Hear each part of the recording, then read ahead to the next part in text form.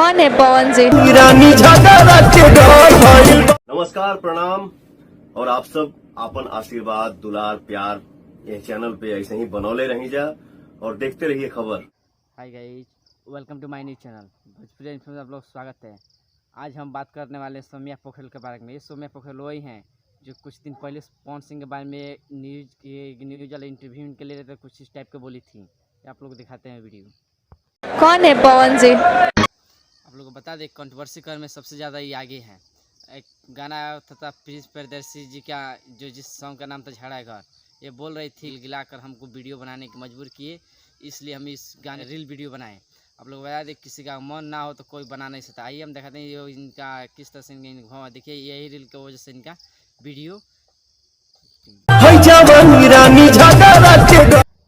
अगर मेरी वीडियो और पसंद आया हुआ तो प्लीज़ लाइक कर दे और मेरे चैनल को सब्सक्राइब कर दे। मिलते हैं नेक्स्ट वीडियो में।